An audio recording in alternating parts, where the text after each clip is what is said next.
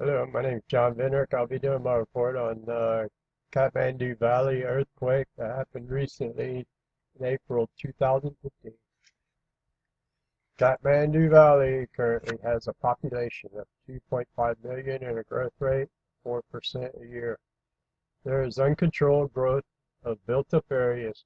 Public expenditures are inadequate and there is no building codes.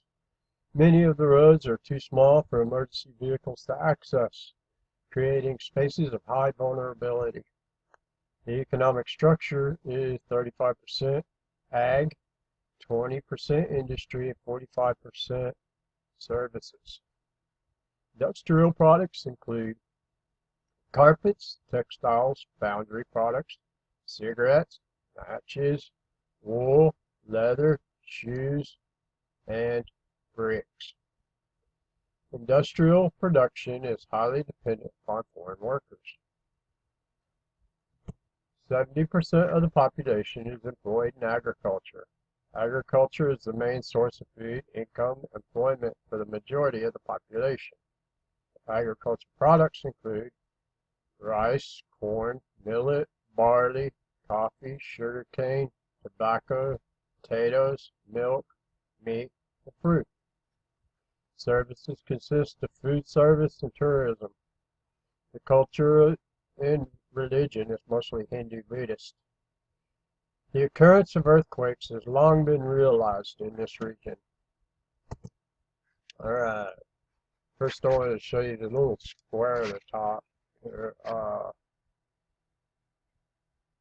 Kathmandu is down here, and when this locked area slid, the Himalayas actually decreased altitude 1.5 meters, while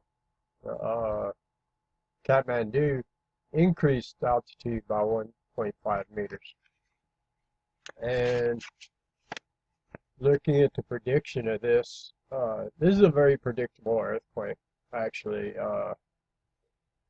More recent history here, in between 1803 and 1905, the western part of the fault was sliding a lot.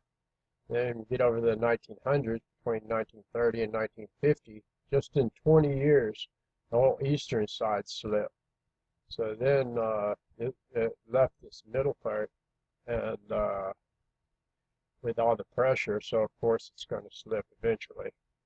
And so looking further back historically, back in 1255 there was an earthquake that occurred right here, and then that killed 25-30% of the population, and their king also.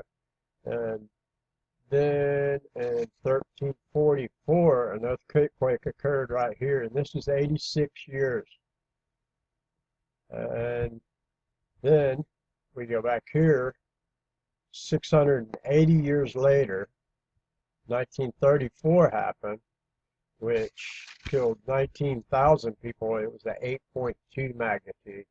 And 2015 happened, which is 81 years later, which so far killed 8,000 people and injured 15,000. So you can kind of see the predictability two ways, using long-term data and the shorter-term data. Both indicate a large earthquake, and scientists are saying there's definitely going to be one more right here. So I would not doubt it. This is a classic case of environmental unity, actually, which makes it a very predictable situation. Here on the USGS map, the intensity is very interesting, related to the geological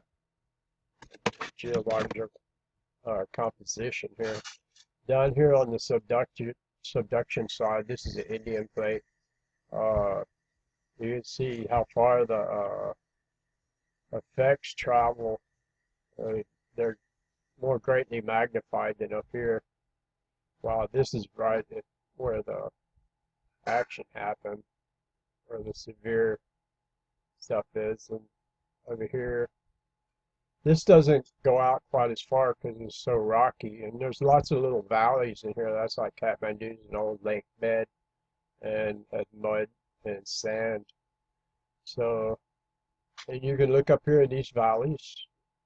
They're full of dirt and sand. This is all like farm regions and stuff. And all these little valleys. And you can see how much more it magnifies the effect than up on the mountains.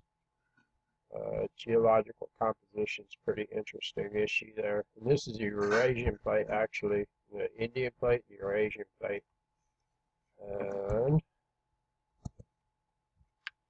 And scientists in 2005 had predicted that there would be at least 50,000 casualties. And of course, this is just the first of 2 earthquakes that are supposed to happen.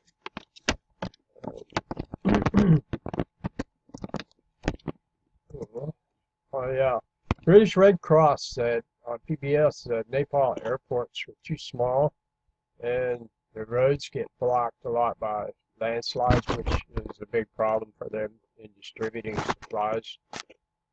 And Nepal has been working with the UN on preparedness for about 10 years and working on stronger construction and preparedness and education in those fields.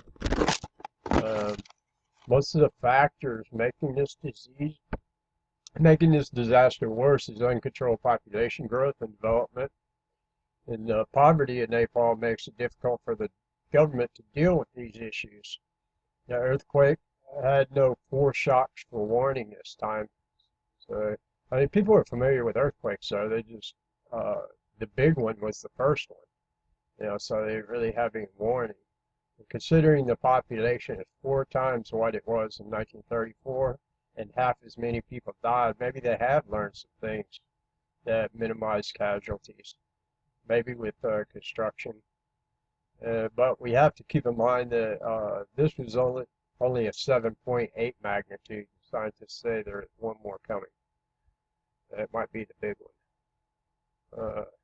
Although people in the city may appear to be more affected, casualties are usually high in the rural regions because it's common for entire villages to be flattened by earthquakes and totally buried by landslides. So most of the damage to the buildings is are buildings built in the 17 to 1800s this time, and you can see on this one, it's very interesting. All these bricks, there's no mortar on them. See that construction right here? There's nothing sticking these bricks together. They're just like stacked up. That's kind of, so wonder they lasted this long. They'll probably just stack them back up.